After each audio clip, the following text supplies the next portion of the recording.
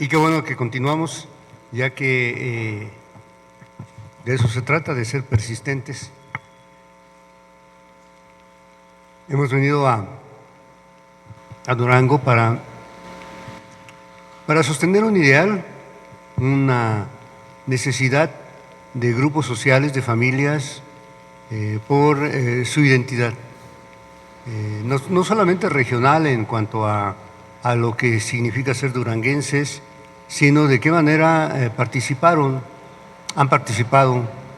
en la construcción de la nación mexicana que ahora somos. Ayer alguien muy atinadamente observó que en realidad esta gesta cristera debiera de verse como el cuarto momento coyuntural de la nación mexicana, que el primero fue pues la independencia, transformó todo. El segundo pues fue las guerras de reforma que no se han querido ver todavía del todo, también como la capacidad que hubo entre los mexicanos de resistirse a los intentos de despojo territorial, Estados Unidos, para empezar, Francia, Rusia, para continuar, y la nación tuvo capacidad en cada una de las entidades de la República Mexicana, no solo de resistir, sino de recuperar el destino de la patria.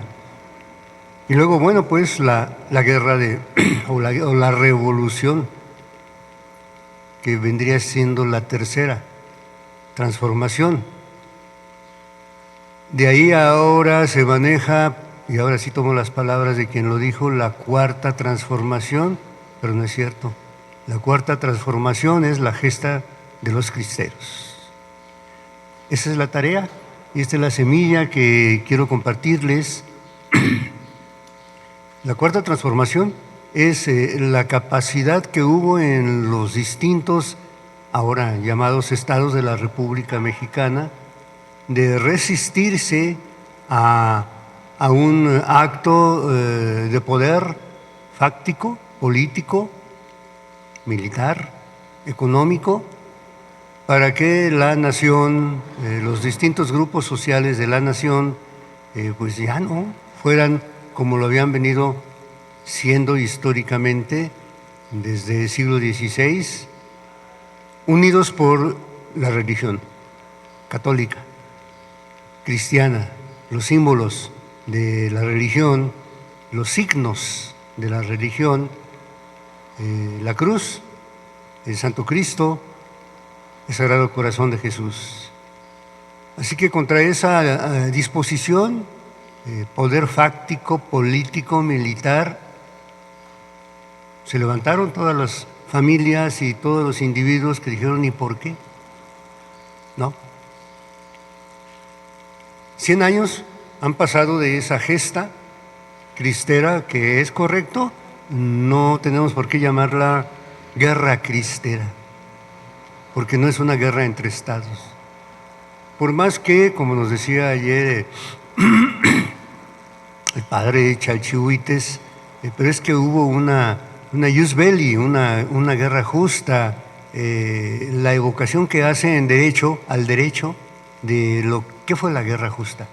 Ya se discutió entre 1570 y 1580 si lo que estaban haciendo aquí, en Nueva España, aquí en este territorio de Durango, los invasores, era una guerra justa. ¿Y en qué lo validaban? Pues porque los habitantes de esta región no querían reconocer al rey de España ni la religión de Cristo. Por lo mismo, se justificaron para hacer la guerra justa, que resultó ser pues un etnocidio.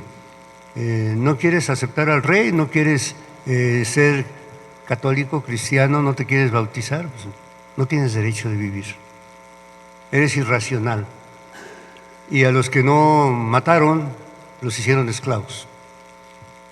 Pero estas son historias que apenas estamos conociendo, que apenas se están publicando sobre los habitantes de todo el norte de México, centro-norte de México, comienza en el río Lerma, es el centro, y de ahí para el norte todo era chichimecas. Tierra de chichimecas, gente bárbara, inculta, incivilizada, así dicen los informes del siglo XVI de los invasores.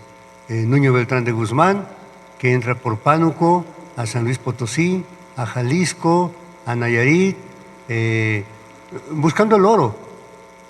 El oro donde las chichimecas, había dicho Hernán Cortés. Tenemos que encontrar el oro para mandárselo al rey de España.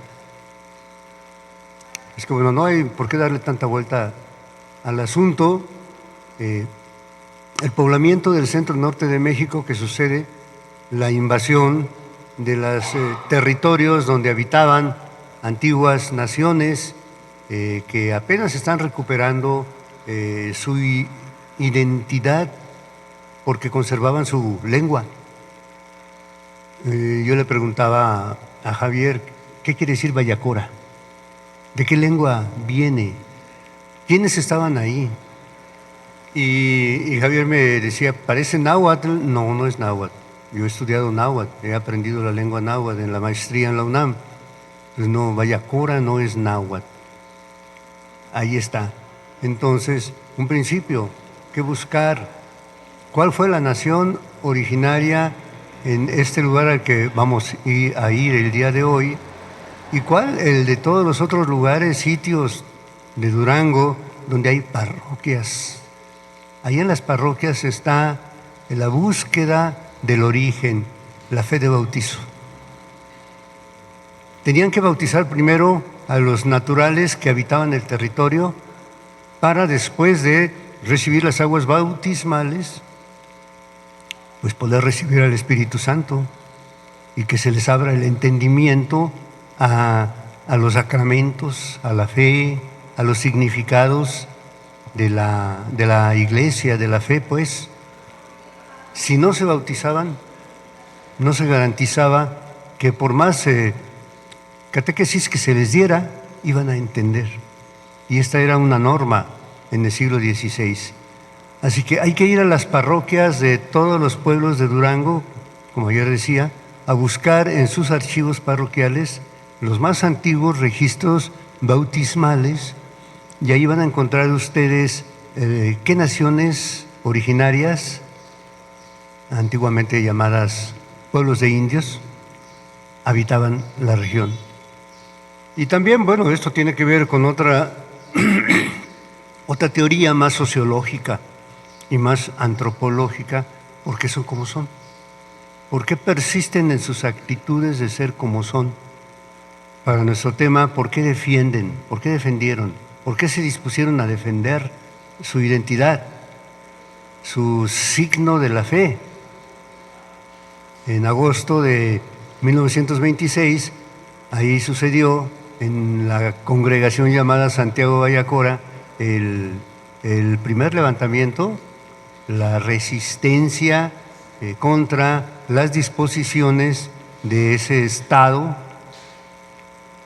político-militar, económico, que impuso que se acabara el vínculo de la fe entre la Iglesia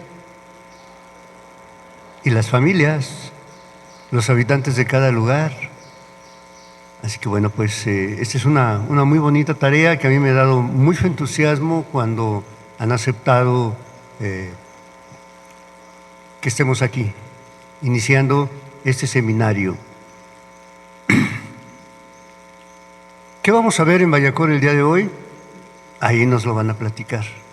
Nos van a hablar de los mártires, nos van a dar sus nombres y algunas de las circunstancias desafortunadas, trágicas, en que se dio la situación.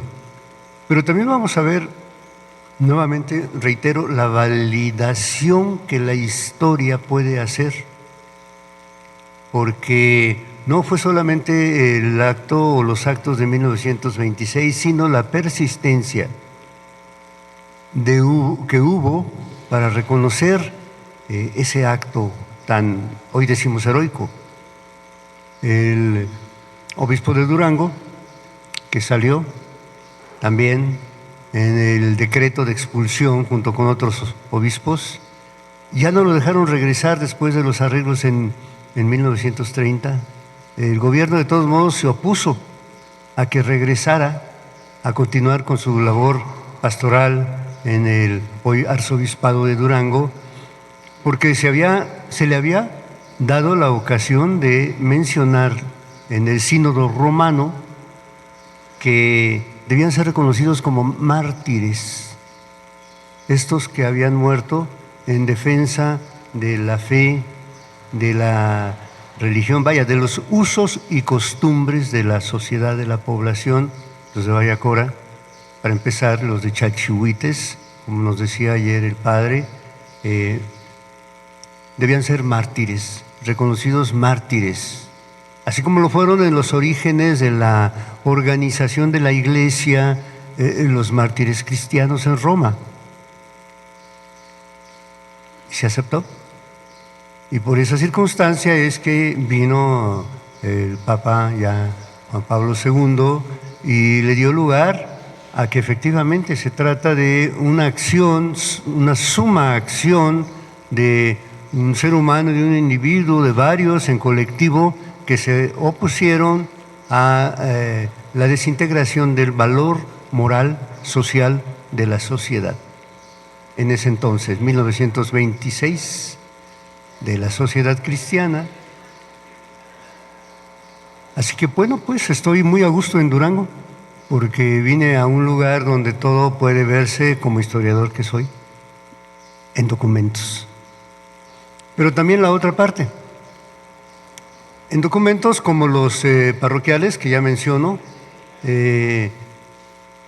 No sé yo si quienes han hecho el estudio sobre los mártires cristeros aquí en Durango y en Zacatecas, no sé si ya revisaron esos archivos parroquiales para sacar, extraer el origen familiar, quiénes eran los que lo llevaron a bautizar, los padrinos, los testigos.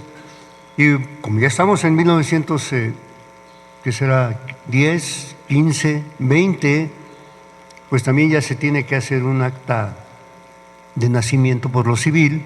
También hay que ir ahí y averiguar los datos complementarios para esa historia de vida que ayer mencioné. ¿Quién fue la familia? Es importante el individuo, es importante el que fue martirizado, pero también la familia. La historia de la familia también hay que reconstruirla, pues porque ahí creció la fe, la devoción de aquellos que llegaron al martirio. Y luego, pues ni modo, el lado negativo, la prensa, lo que los medios locales de Durango dijeron, publicaron.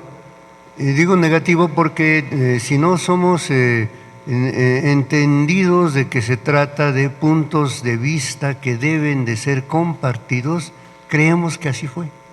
Lo que leemos en la prensa creemos que así es, y pues no, ya desde entonces no. Ya desde entonces lo que se publicaba era lo que el gobierno quería que se dijera. De ahí que las historias sobre cristeros nos llevan, lo voy a decir un tanto cuanto técnicamente, nos llevan a los historiadores a ese elemento de la confrontación, al otro de la validación y al otro de la refutación. Así que cuando se publicó de los rebeldes, delincuentes, ajusticiados en Chalchihuites, en Bayacora, todo eso que son adjetivos que están en la prensa, si los repetimos como ahí están, no somos justos para la historia de estos personajes. Vaya, también lo tenemos que plantear de esa manera porque se ha venido ya compartiendo mucha información que se ha recuperado de hemerotecas, que son los lugares donde se concentran los periódicos, las hemerotecas. Hay una muy grande regional en Torreón, hay otra en Monterrey, no he averiguado, me parece que la debe de haber en Durango también una hemeroteca, desde cuando hay publicaciones de periódicos, y si nos remonta a 1920, 1930, pues ahí está la historia en los periódicos, con la salvedad que acabo de mencionar. El periódico dice lo que el amo le indica que diga. El periodista no busca la verdad, solamente mantenerse en su posición. Y bueno, ustedes tienen un gran ejemplo acá en el norte de un periodista que sí dice la verdad, aún vivo y en activo, Catón. Ese señor sí dice la verdad. A ese no le paga el dueño del periódico. Ese señor busca la verdad histórica. Ojalá haya más antecesores suyos, de Armando Fuentes Aguirre de Saltillo, ojalá y haya más antes de él, ojalá y estén por ahí hablando de, pero ¿qué es exactamente lo que está sucediendo? ¿Por qué matan a estos niños? ¿Por qué matan a estos jóvenes? ¿Es cierto que el gobierno tiene razón? Por ahí va entonces la validación y la confrontación que les pido ustedes tomen en cuenta, ya sea que hagan la empresa de buscar la historia o que logren que pues otras personas que no están presentes, pero que sin duda van a recibir su entusiasmo de ustedes, lo hagan. Que vayan a las hemerotecas a buscar el Siglo de Torreón, es el periódico más antiguo de toda la región y es regional, el Siglo de Torreón. Que vayan a Torreón o que vayan a Monterrey. Antes de que hubiera periódicos en Monterrey, ya había en Torreón. Saltillo está pegado a Monterrey, si se pueden ustedes ubicar geográficamente, y a través de Saltillo pues llega el periódico, pero también llegan los reporteros que están recogiendo las noticias para publicar, porque pues necesitan difundir. El periódico es una excelente herramienta, pero para analizar. Se equivocan los historiadores, historiadoras, tesistas de universidades de este centro norte que han repetido lo que dicen los periódicos, sin confrontarlos con otros documentos. Y lo más importante, la historia oral, que ya quedó validada también. Lo que vino a hacer Jan Meyer fue eso, validarnos el método de recoger los testimonios de los individuos, de los descendientes de los individuos que participaron directamente en la toma de armas o de piedras o de palos para defender su identidad. Hablamos ahora de identidad. Ser religioso, ser devoto, ser devocional es la identidad de cada uno de los individuos del planeta. Esto va para todo el mundo. Y por esa razón ha sido que las publicaciones sobre esta gesta cristera, la guerra de los cristeros, la cristiada, llama mucho la atención en otros países y ha seguido llamando la atención y han venido a conocer, a estudiar. Pues hay una institución francesa en la Ciudad de México que es el Centro de Estudios Mesoamericanos y Centroamericanos, al que llegó Jan Meyer, becado de su universidad Paul Valéry II, e hizo la recopilación de la información grabándola. Eso también podrían hacerlo en Durango. ¿Qué falta? Pues que ustedes como sociedad se dirijan a ellos, al CEMCA en la Ciudad de México y les digan, aquí no ha venido nadie y estamos dispuestos.